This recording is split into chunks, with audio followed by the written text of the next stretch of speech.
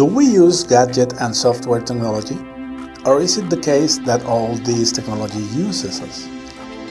If this technology does use us, is it in our best interest and advantage? If it uses us and spies us, should we be concerned? Should we even go on and ignore this? Because after all, if we have nothing to hide, we have nothing to fear. If it is the case that it is an important matter about our personal freedoms, what can we do about it? Technology in the form of accessible, shiny and fashionable gadgets, as well as the social adoption of a wide array of alternatives such as smartphones, tablets, Facebook, YouTube, Pinterest, Twitter, WhatsApp, and so on, are a given thing in our daily lives in the modern societies. In general, technology gadgets are seen as a must for kids, who in turn are viewed as natives born in the new technology paradigm. And those natives require far less training and are considered to be more knowledgeable when using technology in general. Better than all foreigners like us, grown-ups who did not have all these advantages as kids. As Douglas Rushkoff, writer, columnist and media analyst, says in his documentary Generation Like, kids and teenagers are so immersed in technology fashion and the popularity through it that concepts like selling out, which meant something different in the past, are now a desirable thing. But it turns out that the opposite may be the case. The already natives born with the new technologies are more and more technology illiterates. Persons who consider gadgets as a given thing that behaves in a fashionable and entertaining way, without stopping to consider even for a second what is really behind these shiny technology wonders. They are not programmers, they are being used. They are the new equivalents of couch potatoes of their elder generations with just enough knowledge to operate the gadgets, which, granted, are more interactive than the old TV set, but without a conscious idea of how they really work inside. They are being taught how to operate nice decorated black boxes that are programmed with very different objectives apart from the ones they offer to the end user. And usually these hidden objectives, when known, are accepted as harmless trade-off in order to get such technological magic that we cannot live without. Any kid knows how to use WhatsApp, how to post to Facebook, how to tweet, how to take selfies and send them to friends. An entire social universe exists where the new young citizens thrive. But not everyone is aware that Facebook, for example, at its core, is not only a medium to stay connected to friends and family. It is a market analysis machine. All its users' information and activity are products to be sold to companies. Recently, Facebook announced an innocent upgrade in their smartphone app. They turn on the microphone every time someone posts something in order to listen to what the user listens to. All kinds of hidden purposes are built into the rest of social apps that are used in gadgets and computers nowadays. All this then suddenly changes the landscape.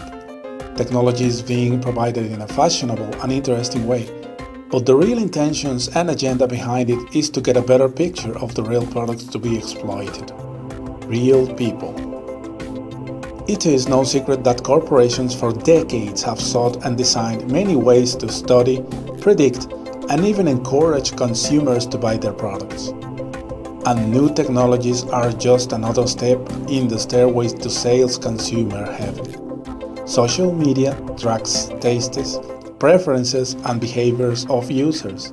Smartphones can track our location all the time without our permission, and this information is gold for companies that want to know who you are.